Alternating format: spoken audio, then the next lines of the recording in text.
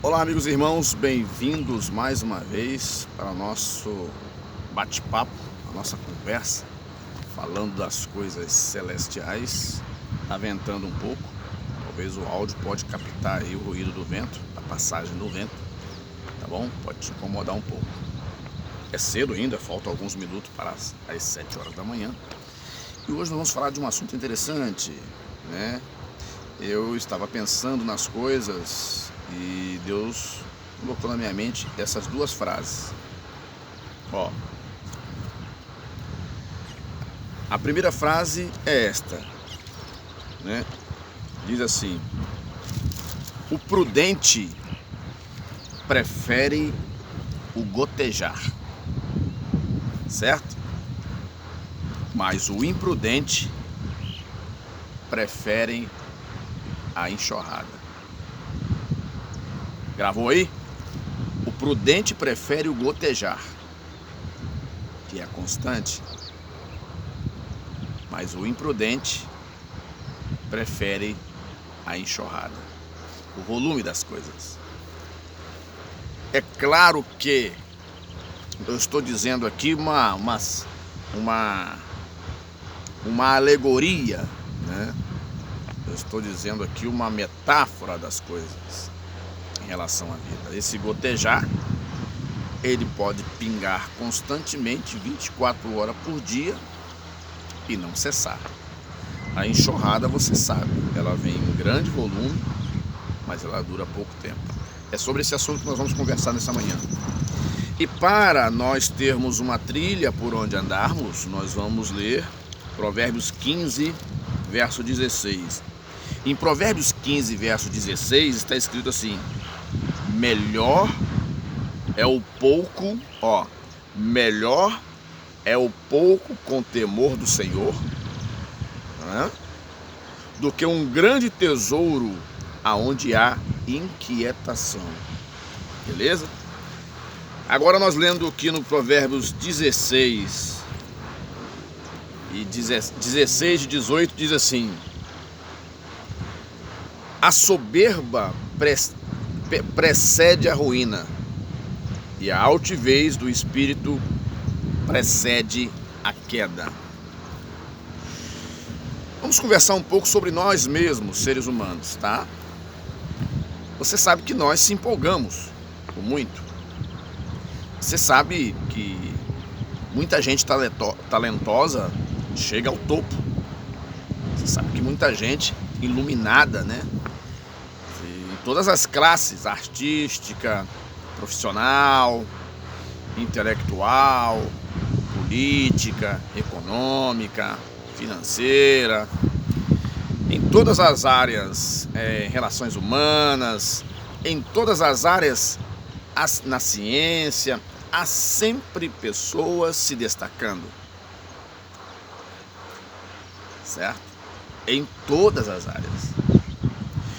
O que eu quero frisar aqui nesta manhã, baseado na palavra de Deus, que o prudente prefere o gotejar, enquanto o imprudente prefere a enxurrada, é porque eu estou falando desta glória momentânea que o homem sempre almeja, essa glória momentânea em qualquer área da vida. E por essa glória momentânea que os homens buscam incessantemente, pessoas não têm valor. Você sabe, a glória momentânea, ela pode ser pessoal, pode ser coletiva, pode ser, né, entre 2 ou 3 pessoas, mas especificamente ela está direcionada à glória pessoal de uma pessoa, né? Ou seja, por essa glória momentânea, por esse conforto, né, buscado a qualquer preço, as pessoas têm abrido mão até da sua própria alma, têm vendido a sua alma até para o inferno. Pela glória momentânea, quantas pessoas têm encomendado a morte de outras pessoas?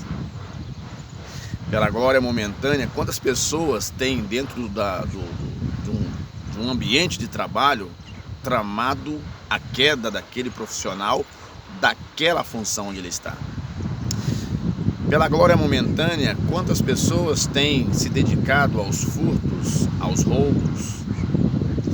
Pela glória momentânea, quantas pessoas mentem a fim de ganhar crédito e corromper e denegrir a imagem do outro, do próximo? Eu vejo no cenário nosso, principalmente o brasileiro, onde eu estou, que muitas pessoas, pela glória momentânea, abrem mão de valores, abrem mão daquilo que aprendeu com seus pais, simplesmente para viver um momento de glória. Consomem suas vidas, daqui a pouco partem para outra vida. O livro de Provérbios tem uma palavra, o livro de Eclesiastes tem uma palavra interessante sobre estas coisas, da glória momentânea, daquilo que o homem é capaz de produzir, né? Daquilo que o homem é capaz de produzir, daquilo que o homem é capaz de fazer, e sem ao menos observar que não vale a pena. Não vale a pena. Não vale a pena. Deixa eu ler para você aqui, né? Eu vou ler para você aqui, ó. Eclesiastes capítulo 6, que diz assim: há um mal que tenho visto debaixo do sol e que muito frequente é entre os homens e mulheres. Um homem a quem Deus deu riquezas, fazenda e honra, e nada lhe faltava de tudo quanto a sua alma deseja. Mas Deus não lhe dá poder para dar comer, antes o estranho lhe come. Também isso é vaidade e má enfermidade. Se o homem gerar 100 filhos e viver muitos anos, e os dias dos seus anos forem muitos, e se a sua alma não se fartar do bem, e além disso não tiver um enterro digno, do que um aborto é melhor do que ele, porquanto debalde veio em trevas, se vai, e de trevas se cobre o seu nome. E ainda que nunca viu o sol, nem conheceu mais descanso, tem do que o tal. E certamente, ainda que vivesse 2 vezes 1000 anos, mas não gozasse o bem, não vão todos para um mesmo lugar? Todo o trabalho dos homens é para a sua boca, e contudo nunca se satisfaz a sua cobiça. Porque que mais tem o sábio do que o tolo? E que mais tem o pobre que sabe andar perante os vivos? Melhor é a vista dos olhos do que o vaguear da cobiça. Também isso é vaidade e aflição de espírito. Seja qualquer o que for, já o seu nome foi nomeado. E sabe-se que é homem em que não pode contender com o que é mais forte do que ele. Sendo certo que há muitas coisas que aumentam a vaidade. Que mais tem o homem de melhor? Porque quem sabe o que é bom nesta vida para o homem? Porque todos os dias da sua vaidade, os quais gasta como sombra, porque quem declarará ao homem o que será depois dele debaixo do sol?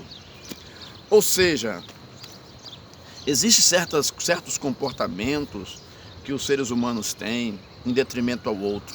O mundo foi criado para que as pessoas pudessem viver bem, para que as pessoas pudessem viver em harmonia, mas quem estraga isso tudo é o próprio ser humano. Quem traz a confusão, a morte e a perturbação do espírito, quem traz geralmente as noites mal dormidas é o próprio ser humano. O inimigo está aí. E ele quer que falhemos. O inimigo, ele trabalha, o inimigo invisível que eu estou dizendo, ele trabalha, né? Ele age na nossa falha, no nosso descuido. Buscar as coisas boas não é pecado nem proibido. Você querer ser uma pessoa bem-sucedida, você procurar ser uma pessoa que alcança bastante prestígio na sociedade, uma pessoa de visibilidade, seja em qualquer área que você for, seja na área artística, na área política, econômica, social, em qual mercado, qualquer área que você estiver. Não é pecado e nem proibido a pessoa buscar isso. O que nós estamos esclarecendo aqui junto da palavra de Deus é que esse muito que buscamos não pode causar prejuízo às nossas almas. O muito que buscamos não pode desfalecer as nossas almas, não pode nos consumir e nos fazer ser nós mesmos sermos condenados pelas nossas más ações. Quando nós vivemos neste mundo, quando Deus criou o mundo, Ele fez o mundo, fez a terra para todos. O egoísmo, o egocentrismo, aqueles que querem somente para si, encomenda-se a eliminação do outro. E isso acontece em escalas, maiores, quanto mais as pessoas vão se aproximando do poder. Você lê a história de Israel, você vai ver que um período depois dos juízes, que veio no livro de Reis, no livro de Crônicas, você vai perceber a quantidade de reis que se estabeleceram em Israel e que duraram pouco tempo. Porque a busca pelo poder era grande. E havia aqueles que ser rei era difícil. E quanto mais é dado, mais é cobrado. Jesus falou, ainda nos evangelhos, e quanto mais a pessoa ela é, mais é cobrado dela. Então a sociedade, a nossa vida nos cobrará. Então é melhor viver uma vida tranquila e sossegada. Porque às vezes as pessoas acham que viver bem, ser feliz é ter muito.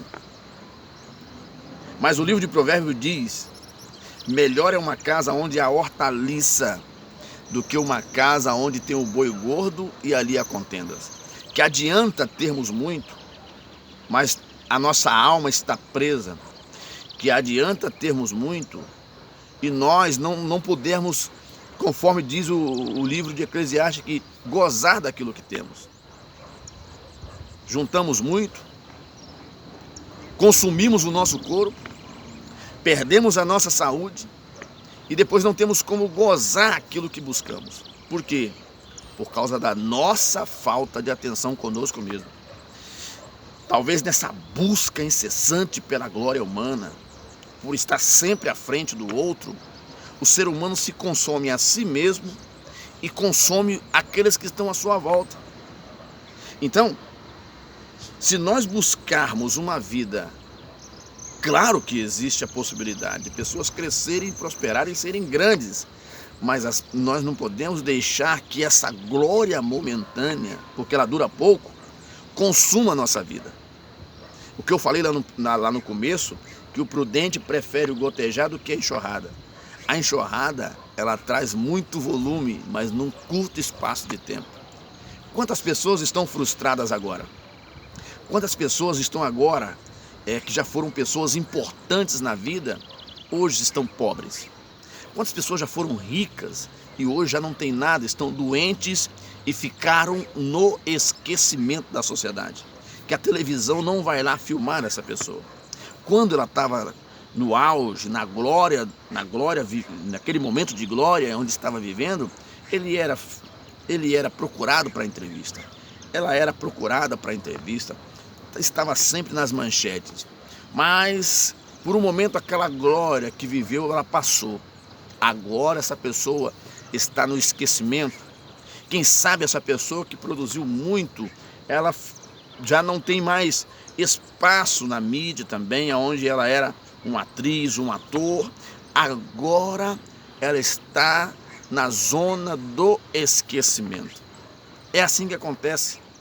O prêmio que muitas vezes o ser humano recebe é este: ficar no esquecimento. Mas se você procurar viver uma vida, mesmo que você alcance a glória, mas não se consumir a tal ponto de não dar importância para a vida do próximo ou para a sua própria vida, não terá sentido nenhum colher todas essa fortuna, colher todos esses valores, essa vida gloriosa e momentânea e não ter um final feliz.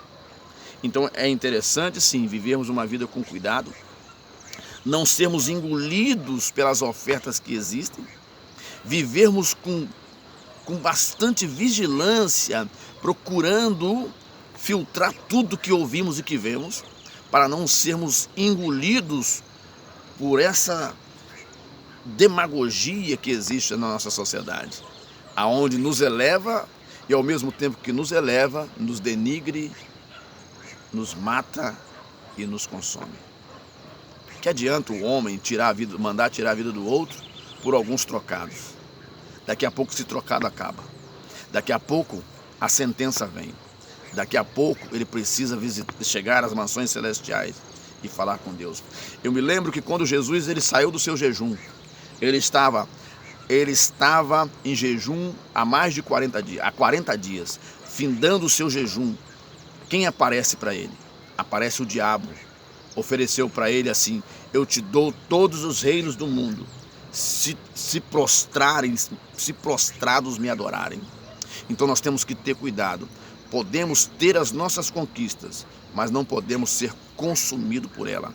A felicidade, a paz de espírito, o sossego, estas coisas não há dinheiro que pague.